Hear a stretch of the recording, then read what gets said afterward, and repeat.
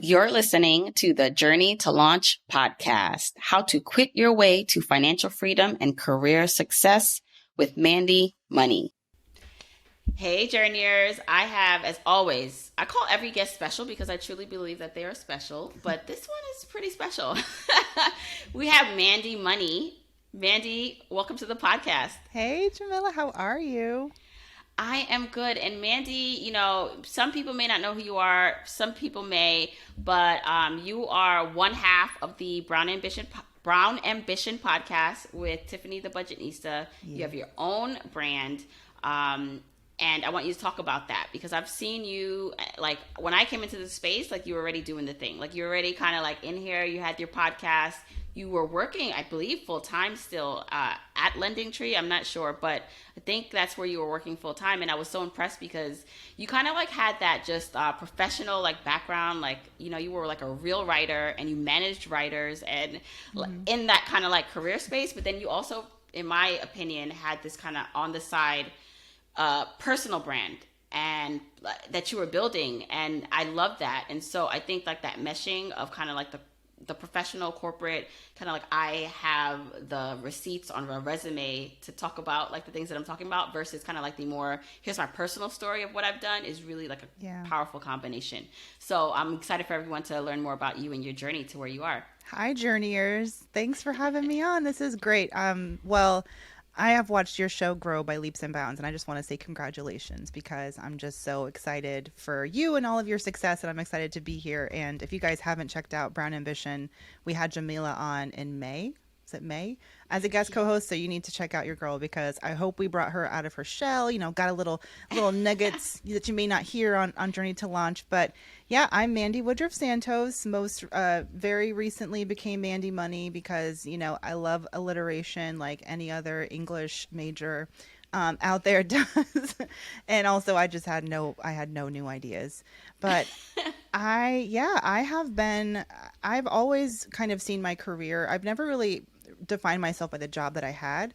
And I think that's really helped me because I knew a job is a thing that I'm doing and it's fun and I'm being challenged and it's helping me build wealth. But I always had this entrepreneurial spirit of I want to create something beyond that. And so for me, Brown Ambition, which I launched 6 years ago with Tiffany, at the time I was a reporter at Yahoo Finance.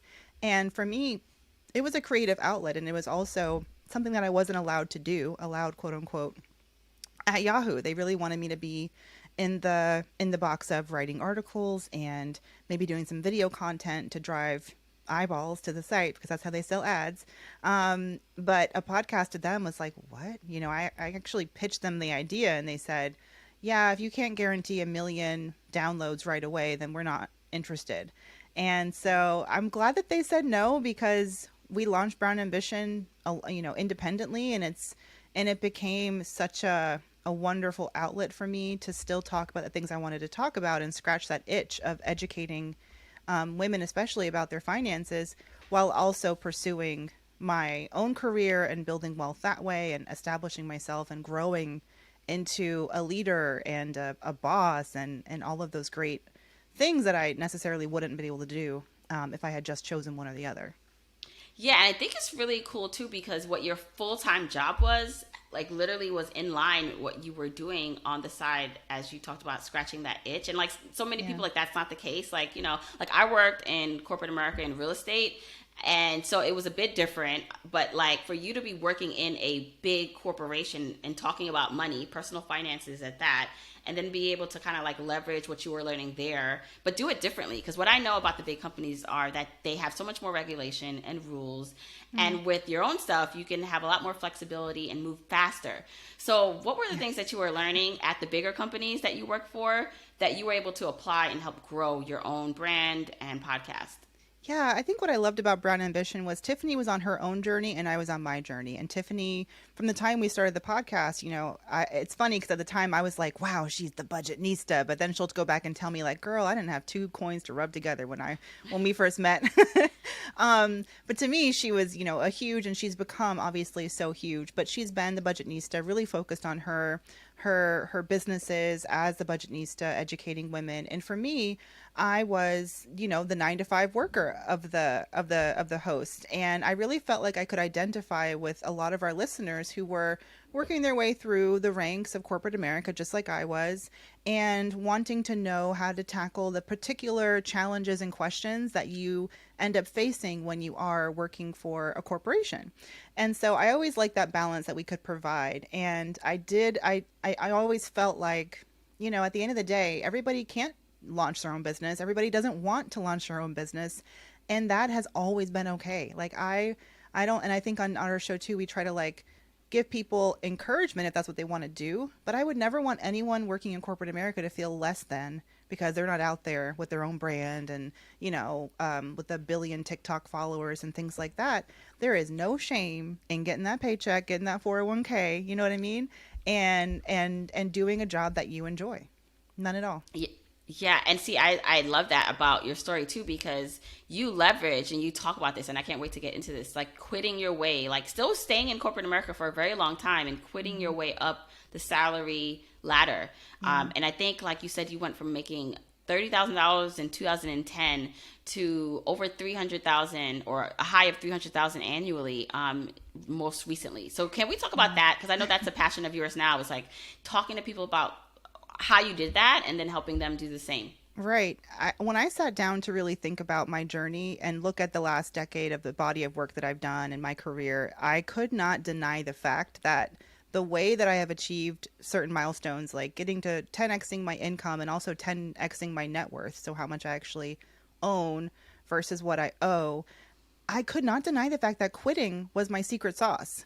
When I quit, and I just did this I'm a contributor to CNBC, and I was just like, you know what? I like to have receipts. I'm a journalist by training, and I don't want anyone telling me that I'm not telling the truth. So I'm like, let me download my Social Security income statement. Yes, you can get yours too if you want to go back to see how much you earned in high school and question why you never invested it and why you bought Gap jeans instead.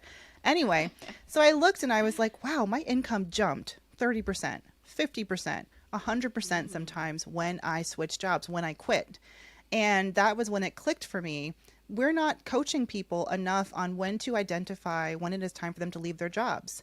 And even on our podcast, Tiffany and I will get questions we would early in our years get questions from people who had these really, I have a toxic manager, I'm being micromanaged, I don't feel like I'm getting the opportunities I have. And sometimes I would be annoyed at myself for the advice I would give.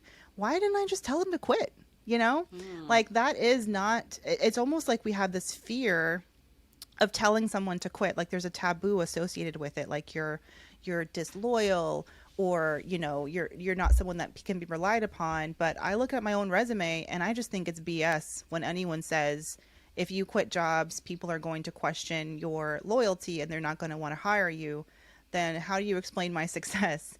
So that's really where I found my passion, is helping people identify when it is time for them to quit, how to quit thoughtfully, how to quit consciously, how to quit compassionately, and how to quit their way rich, literally, and build wealth as they level up in their career. Let's talk about that, because I know someone listening is like, yep, that's me, toxic manager, hate my job. I do want to leave, but it's scary, right? It's scary for them. Maybe they've just never quit things before. I love that. I put this meme or this tweet out there, and it talked about how I think Talk with Amber wrote this on Twitter, and she said basically, Talk to Amber wrote this, and she was basically saying how this whole perfect attendance record thing that we used to get as children prepared us to be the just hot messes of adults that we are now, that thinks we can't disappoint people, have to always show up even when we're sick. And I'm guilty of that in a way. Yes. But it almost to me also relates to your job and working in environments that you don't enjoy. There's that, but then there's also the survival part of it. People do need income, and they may be afraid that they won't be able to get a new job. And then what? Mm-hmm. They have families and mortgages. So can we dive a little bit deeper into the considerations that one should take into place when it's the right time, and then we can talk about what that looks like if they say yes, it's the right time. Absolutely. I mean, you mentioned income, but like healthcare is also a huge reason in this country. Like that is the big hold I think a lot of companies have on their workers is that healthcare policy. Because going out there, I love the Obamas, just like any other progressive, but Obamacare is expensive, and it really can be difficult to go out there, especially if a family with even one or two kids. I mean, I know people who spend hundreds and hundreds of dollars, sometimes thousands a month on healthcare, private insurance. So that's a huge one. That being said, there you can stack up the reasons why it's risky to quit your job. We all know those reasons. What I like to do is kind of pivot and talk about, what can you gain by looking for a new opportunity? And I think for a lot of people, the initial thing is just fear of the unknown, fear of putting yourself out there. Because if you put yourself out there, you might get rejected, right? And I've actually been coaching women for free because I just wanted to since July, and so many really as like professional women who have amazing resumes. I listen to them tell me all the reasons why it may not work out for them, but they haven't even like submitted a resume anywhere or applied anywhere. And I just think that putting yourself out there and letting that fear go, like what's the worst that could happen? You get turned down for a job. Okay, you're not going to die. And it doesn't mean you're going to lose a job that you have. So I think there's no harm in trying, right? So I think one consideration is what are the stories you're telling yourself about why you should be staying? And can you change that mindset? Can you turn it from, I'm really stable here, I've got good insurance, and can you turn that into, this is not the only place I could be stable, and other jobs offer insurance too. So what if I looked and found jobs that had those benefits that were important to me, but also fulfilled other, values that I have or interests that I have or professional ambitions that I have? And that's a big one. I'm also a big fan of, well, not a big fan, but I never would encourage anyone to quit if they had no plan. Like all the times that I've quit, I've never done it and not had something lined up. Well, okay, one time technically, more recently, yes. But 99% of the time I was quitting for another opportunity. So I wasn't just flinging myself into the unknown. While for sure there are people out there who are just, and I think I talked to someone about this yesterday. I was like, I have a lot of empathy for the mental health and the lack of bandwidth that you can have sometimes when you're so stressed at work. It's almost like, but where do I find the energy to put on a smile and, a virtual filter to my face and go do an interview when the job I have right now is just so soul crushing. And for people who are in that position, I think it's a good idea to start saving and putting aside income so that you have a financial safety net, so that when you're ready to quit, like if you don't think you have it in you to do the interviews and get something lined up and you just want to take time off, like that's fine, but financially prepare yourself so that you really have time to take a deep breath, collect yourself, and then get back out into the job market after that.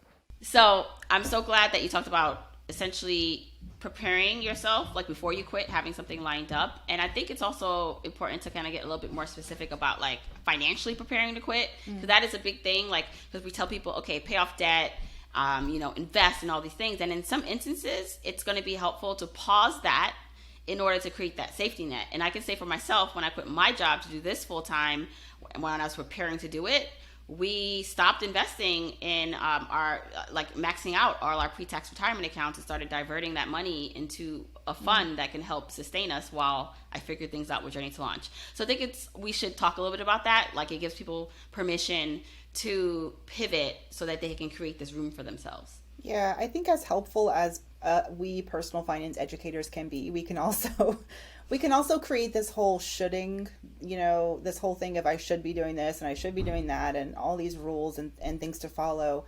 For me, it's all about educating yourself and hearing all the advice and then putting it through your own lens and what's going on in your life. And there are times when the tried and true advice just doesn't make sense. So yes, I mean, if you are someone who, in your case, you were launching a business. In other people's cases, they may want to go to school for a while or to pivot in their career. They may want to take, to pivot to a different industry. They may need to take a pay cut. but their lifestyle will not actually be decreasing. And I know if you have kids in daycare or something like that, even if you make less money, there's only so much you can budget. You know what I mean? You can only cut Right. costs so far. You still got to take care of the little humans. So in that case, yeah, I think that you have to look at, what are your priorities and what can be put on pause for a while.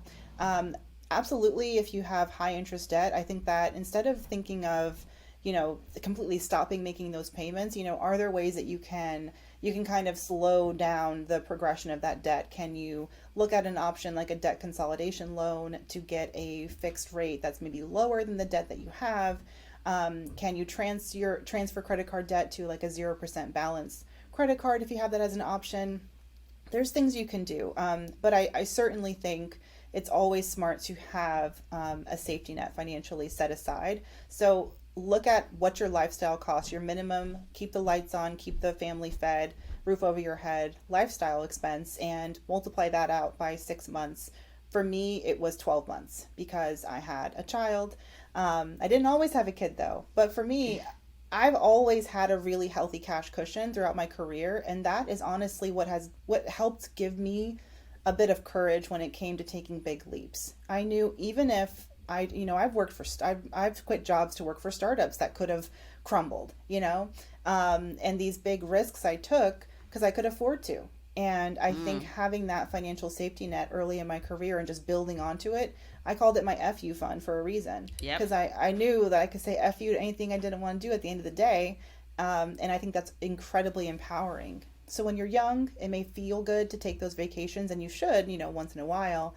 But think about yourself 5 years down the line and having that financial safety net and how that can really empower you to take big, potentially wealth building risks in your career. Yes. So as you quit numerous jobs to get to your six-figure like income that you got to finally, were you looking at other jobs like in the same realm? Were you strategically looking for higher paying jobs, or like what was it like? Because I think for someone thinking or listening, they're like, well, maybe I make $50,000 now. Obviously I think I want to make more. I know I can make more. Is it that I go to a new industry using those same skills that I have now but leveraging it somewhere else, or I go to the same type of job somewhere else that can pay more? Like they're trying to think through what is that next and better opportunity. How were you thinking about the next opportunity when you were doing it? Yeah, for me, it was really about being honest with what I liked about the work that I was doing and what the next step could be. I'm a naturally ambitious person, and after a couple of years, if I don't feel like I'm being challenged or doing something new, I get itchy. Like I'm ready to do something. Like I've done that. I'm really good at it. I'm bored. And that was really the driving factor for me to look at new opportunities is this going to interest me and challenge me? And do I get to do something that I haven't done before? And on top of that, yes, of course, I was looking for higher pay. The real turning point for me in my income came when I moved from individual contributor, being a writer and reporter and not managing people, to a job where I was actually managing and building a team. And how did I pivot? How do you get people to hire you if you don't have any managerial experience? A good way to do that is, at least for me, was to join a smaller company. It was a startup. And I had formed a professional, like a relationship. I had met the founder at a conference, and we sort of hit it off, and we just stayed in touch. And I actually would call him up because he was a phenomenal guy who spent decades, or I don't know how old he is. Anyway, a long time in the credit card industry. So I would get a lot of insight from him, and we just formed a nice, like a peer kind of friendship, professional friendship.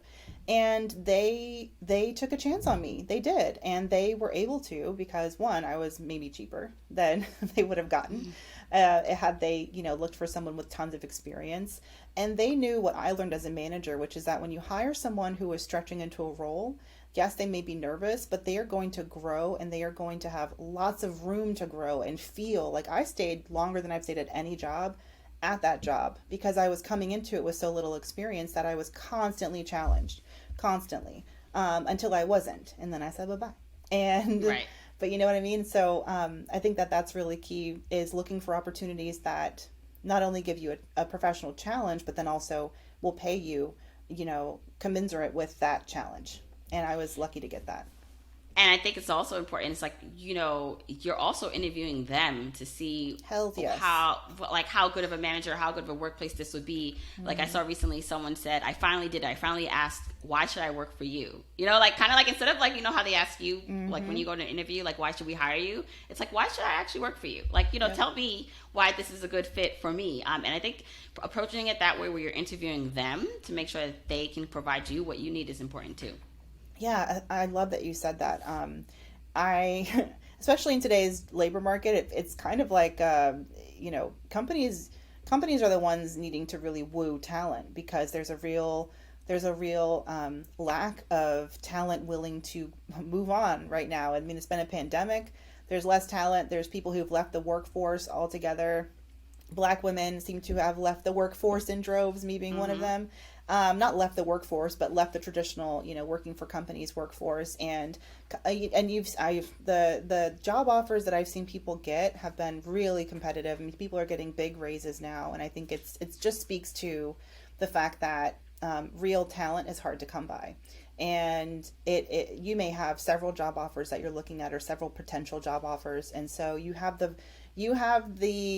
luxury of choice in a way that me, like recession college graduate baby, did not have. I was just taking whatever I could get, and it may not always be this way. So I think it's definitely, you should understand your power and absolutely ask the kinds of questions. And reflect on yourself, reflect on your time where you're working now. What do I like? What do I not like? And ask questions that can help you suss out what you're going to be getting from this new company. I would never jump at a big shiny paycheck and just sign the dotted line just to get you know, a raise. There has to be other things. Has to be, you know, is it remote working privileges? Is it flexible time off? Is it the ability to manage people? Is it the ability to manage nobody? If you know that about yourself, that's fine. Is it, you know, having a manager but being promised you have autonomy? Like those are intangible benefits that don't get listed on job, you know, applications. Yes, you ask those questions. It's important. And then the other thing is, like, because of the interesting time we're in, like, it is probably easier to look for jobs while you have a job because you could do a lot of virtual interviews, right? Like versus before you have to take off work and leave, like, you know, on lunch breaks, or just it'd be more, I would think, a hassle. And now it's like you can easily or more easily do that virtually. Yeah, absolutely. I was one of the people who was interviewing while working full time. During the pandemic, there were just a lot of job opportunities, which was exciting. I do want to caution, you know, when you're looking at new job opportunities, that's great, but and consider what you're leaving on the table. I don't know if we talked about like compensation, benefits, you know, equity. You may have matching 401k contributions that haven't fully vested yet. So I would take all that into consideration when you're negotiating your next job offer. I'm in no way saying don't pursue a new job opportunity because you have, you know, these incentives keeping you there. I mean, they're called incentives for a reason. They're great. And I've definitely built a lot of wealth by taking advantage of things like restricted stock units and sign-on bonuses and annual bonuses and things like that. But companies, a lot, especially in demand fields right now, they are willing to make people whole in the form of, like, let's say you're leaving $10,000 worth of equity on the table if you were to leave your employer. If you tell your prospective employer that, they may be willing to give you a cash sign-on bonus to make you whole for the money you're leaving on the table. I think you should definitely be open and honest with the recruiter or the hiring manager so that, because like at the end of the day, they want you to come, right? And I don't think you need to be shy about saying, you know, I'm pretty happy here. And by the way, I have $10,000 that is going to be poof gone if I just jump. So what are you going to do about that? And give them a chance to make your deal even sweeter. Yeah, no, that's actually, I'm glad you brought that up because you have to understand what you are leaving behind and make sure it's worth it to leave it, and or see if you can negotiate that within your new salary or opportunity. So as you are talking, or you know, helping people now think about quitting, and again, we're talking about like quitting once you have other things lined up. How long realistically, and I know that it's going to be different for everyone, right? But this process can take a while or it cannot, right? Like it can go really quickly for someone. And by that, I mean like Is it that they are now outwardly putting it out? Because it's like, what is that thing? You're putting it out on LinkedIn, right? But maybe you don't want your current employer to know that you're looking. Yeah. So like, how do you start looking without alerting, the people in your office that you're looking? People seem really nervous about that. So I wrote the Just Quit Toolkit, which is like a free online guide where I kind of just tried to put down on paper all of my strategies for passively looking for work. I'm a big fan of passively job searching, which means I put all the right signals on my LinkedIn profile. I've got my LinkedIn up to date. I'm posting regularly. I'm checking my LinkedIn mail and all of that. But also you can put an indicator on your profile called open to, and then you can specify what you're open to. Open to work, open to part-time, open to full-time, etc. And I do have a lot of mentees who are worried about their employer seeing it. You can actually, there's a LinkedIn, when you click that option, LinkedIn will say, we only enable people who have LinkedIn recruiting to see this. They can't guarantee that your employer won't see it, but they do their best to probably hide that from if they see someone at your company works in HR, and you know what I mean? But at the end of the day, what are you so afraid of? I don't have, like, I was just saying this yesterday to someone. If you have been honest in your one-on-ones with your manager, in your annual reviews, with how you're feeling about your work and what it is that you need to feel supported and grow, I don't really think it would catch anyone by surprise if they knew that you were looking for a new opportunity, if you've made clear that you're not getting what you want out of the job that you have. And on top of that, I don't think there's any legal way they can retaliate against an employee who is keeping their options open. That's just smart. And I get really annoyed by managers who have the gall to expect people to stick around forever out of a sense of loyalty. Like, where do you come off? Get out of here. I was a manager. And for me, at the end of the day, people are humans and they have their own goals. And I think it's our job as managers to make sure that we're doing what we can in the context of our power and the company that we have to help them get there. But if the employee is no longer happy, then we need to accept that and have a plan on our own for how do we backfill. What are the systems and processes that are in place so that if someone leaves, we're not scrambling, That's just bad management if that's what's happening. So I say all that to say, yes, there's a chance someone may see that you're open to work, and they may, now it's a lot easier to sneak around. You're not just going to possibly see your boss on the subway when you told him that you were going to the doctor, but you're dressed in a business suit on right. What a nightmare. That's less likely to happen now, but if it does, I don't know, maybe it would give them the wake-up call they needed that, hey, she's got it going on. Maybe I should be giving her that raise or promotion or whatever it is that she's, asked for recently. And it's like dating in that way, right? Sometimes it kind of sucks, but it's almost like you need someone else to catcall you when you're out with someone for them to realize, oh, I better step it up. Still got it. Yeah.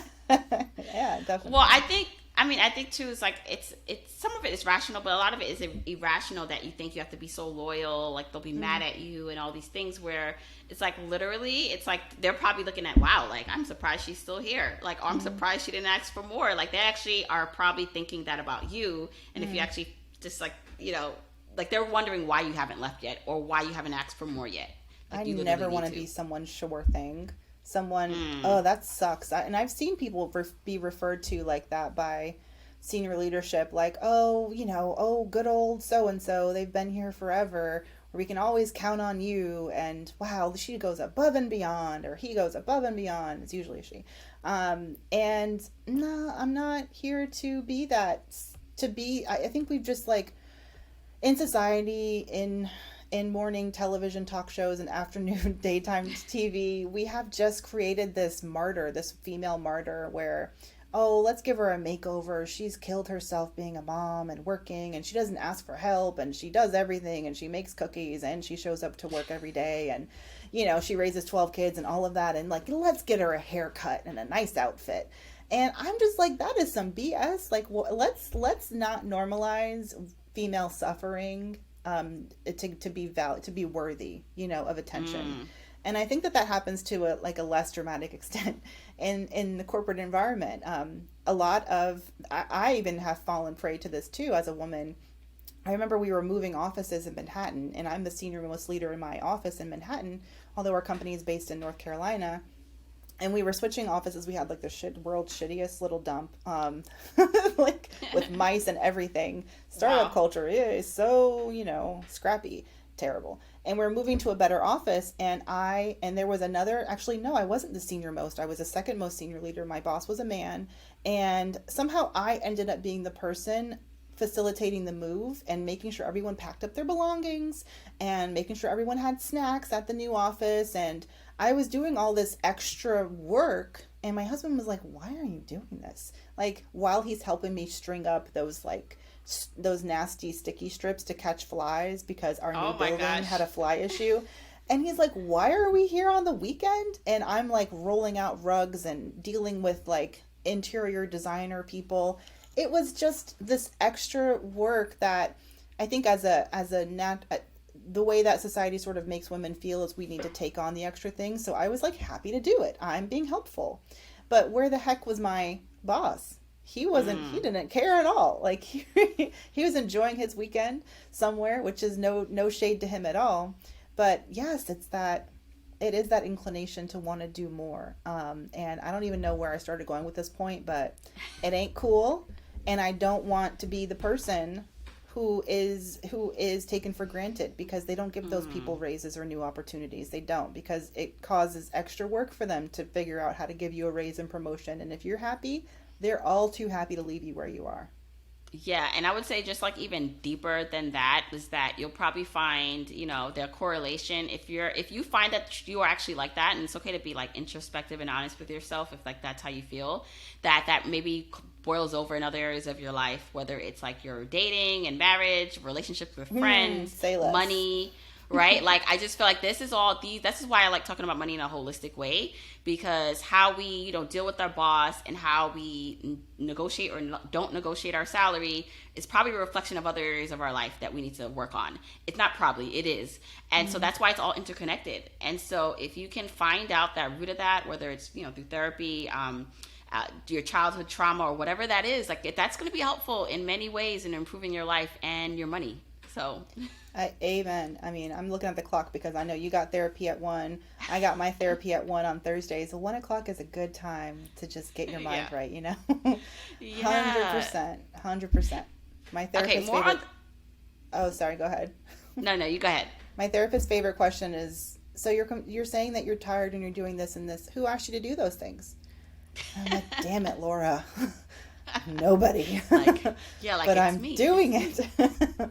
Well, and that's the thing. I think we can create so many stories in our head when we have to realize that a lot of it's made up voices or opinions that no one has told us. We're just assuming and creating ourselves, and we can start to create our own new narratives. And so I love, again, that you transition, or you showing your transition to jobs with more salary. One of the things that I want to know now is like you are now a full-time entrepreneur. Yeah. Right? You're working for yourself. And so I'm curious to know for you, what was a point that made you feel like you could now do this on your own? Because you could technically go get another job and kind of get that guaranteed, six-figure salary versus, as we know as entrepreneurs, kind of like we got to build it from the ground up. So what made you kind of take this route, and how is it going? Oh, it's going so well. I can't even say I wish I had done it years ago, because everything I did up until now is just, it got me to where I am. It got me to the point where when I finally did step into my own and I told my network, told my friends and my social media friends like you in my head, I told y'all that I was doing this. I mean, the way that it just taught me that for the past 10 years, I've been doing good work, and it's all led me to these relationships that I have and this reputation that I have that has helped me pick up work and help me pick up opportunities at a quicker pace than I ever could have imagined. But when I look back at it, I'm like, this is not happening by accident. You're not just lucky. This is a decade's worth of work that has, that you are reaping the benefit of. So instead of kind of taking away that and kind of feeling like, oh, is this beginner's luck? No, I mean, this is 10 years of work that I have built up to this point and building my own brand outside of my job. And that's why I want to remind people, for me, Brown Ambition was my creative project. It was my outlet outside of my job. Before that, I had a bike riding blog. I wrote about biking in Manhattan, and there was always something that I had that was my own, my own network, and that I could leverage. And I think that was hugely instrumental in how things have been going so far. But for me, why did I pivot? Excuse me, I have like mommy acid reflux. Anyway, for me, why did I pivot? A big reason was I was just excited. I was excited about being my full self. And as much as I loved the people that I've worked with over my career, and I loved working and being a part of a team and building teams and leading, and I loved everyone that I worked with over the years. I have built great relationships. I was ready to focus on me. I missed me. I missed sitting down and thinking. I missed sitting down and remembering that I write and I have things to say to women, especially women of color.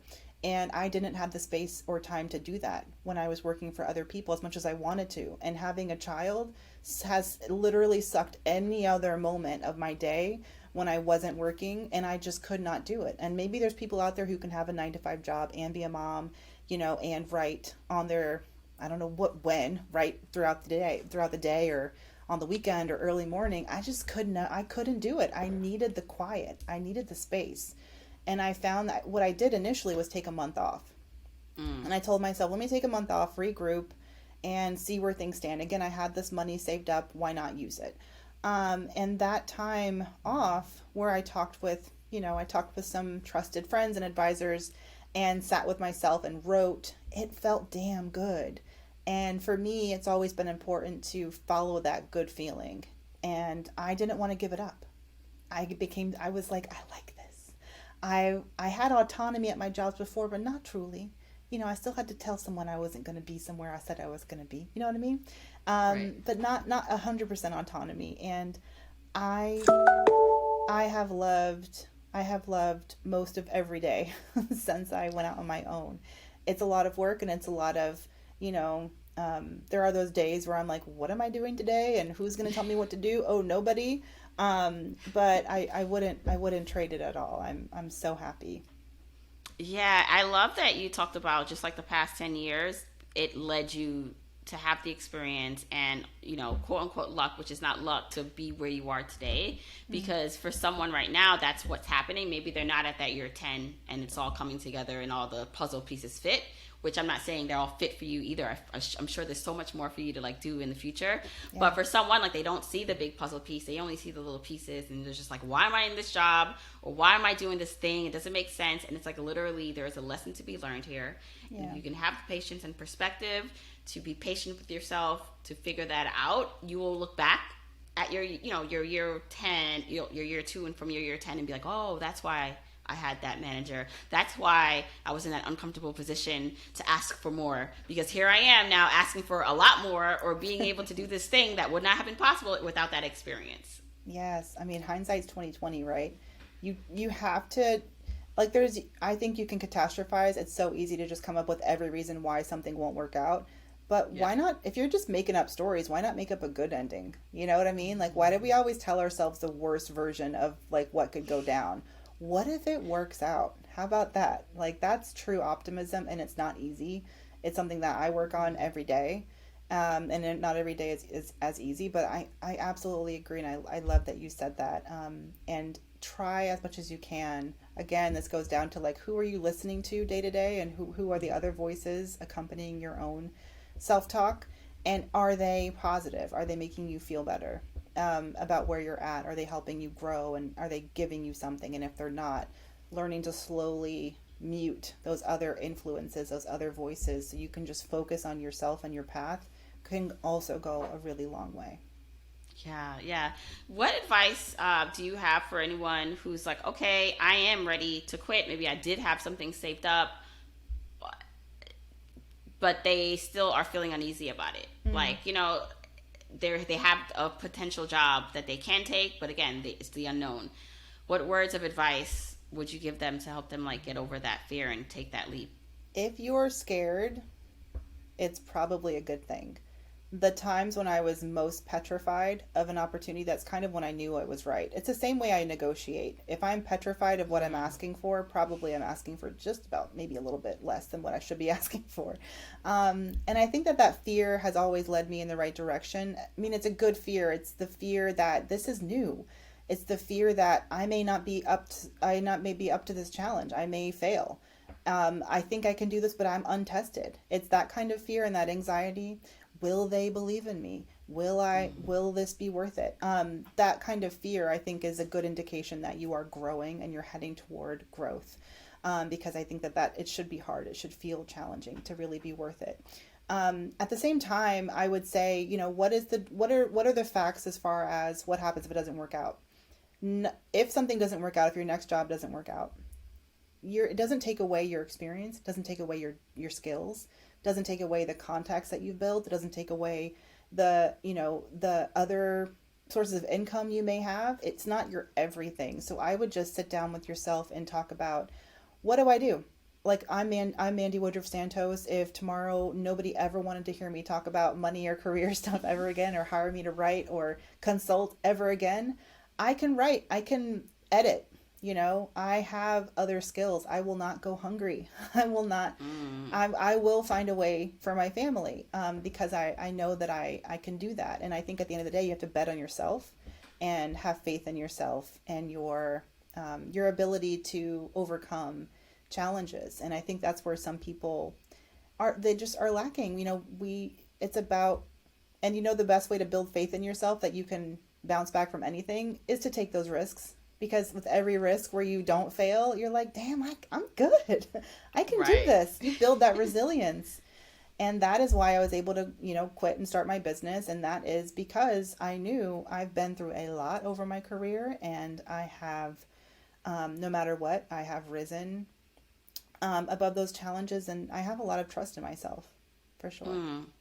One thing I hear too, and I think because we're both moms, is preserving like a part of yourself for you, like just for you. And I feel like that's what you did when you had your job, your full-time job, but you still did Brown Ambition. Kind of like, even though like you were making a lot of money, it's like, I'm still gonna have this outlet. And I feel like as moms, I'm saying this as like a segue, because it almost feels like we can get lost in the title of being a mom or even business owner. But like, I really believe in having identity outside of these big labels for ourselves, instead of like, oh, I'm a lawyer, or I'm that career woman and like my salary is everything, or I'm a mom and that's everything, is because eventually like those titles wash away, or you outgrow them, like your children grow up. You'll always be a mom, but they're not going to need you as much. And so who are you after all that?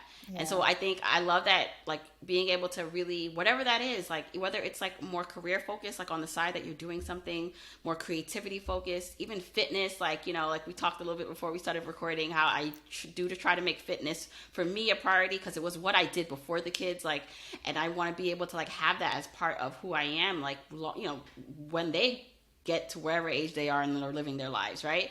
And so I just want to also just remind, especially moms and women and anyone listening, that it's important to not fall into the label that we so can fall into, and have those things for just us, because these are the things that will really help us through when it's needed. Yeah, absolutely. And I always go back to, when I'm happy, he's happy. And what makes me happy is not being attached to him being attached to my hip all day. But taking time for myself, yes, that recharges me so that I can come and turn it all the way up for him. I want to be my happiest. I want him to just have, I feel like the way that kids absorb energy, it just follows them through life. So I just want, at least I can control the energy that I give him. And I want it to be happy and joyful and excited and curious. And I want to be down there in the dirt focusing on him and playing with the worms and all that kind of stuff. And in order to do that and to show up as my best self, I can't be coming home from a 2-hour commute, haggard, and from a job that I'm not happy at, doing things that I don't want to be doing so that I can pay for his daycare. That just leads to resentment. You know what I mean? So yes, if there's any way that to justify, taking time for yourself as a mother, I think the best justification is it will make you a better mother. It'll make your child happier. So, maybe that's for you working out. I wish it was for me working out. For me, you know, it's writing and sitting down and lighting a candle and writing words. That is something that I had, you know, really not been able to do for so long. And to be able to do it now, it feels like I'm getting to know my old self. Oh, I love that, Mandi. Okay, Mandi, please let everyone know where they could find out more about you and tell us more about this toolkit because it sounds wonderful. Absolutely. You can go to mandymoney.com. That's Mandi with an I, and check out the Just Quit Toolkit. You can also follow me on IG at Mandi Money, and on TikTok. I'm on the TikTok. It's Mandi Money. There's 3 A's because someone else has Mandi Money, and I just like couldn't be bothered. So I was like, let me add enough A's to where they say the username is not taken. So yes, I'm Mandi Money on TikTok, where I talk about all this, you know, quitting your way rich and how to quit consciously and compassionately and use your career to build wealth, because it definitely is possible. We love that. And then she also the co-host of the Brown Ambition podcast. Oh, yeah, that too. So you don't want to just keep naming off things, you know, people get bored. But yes, check out Brown Ambition podcast every week on Wednesdays. We're a great companion show to any journeyer looking for another, you know, show to listen to, I would think. yes. All right, Mandi, thank you so much. Thanks for having me on.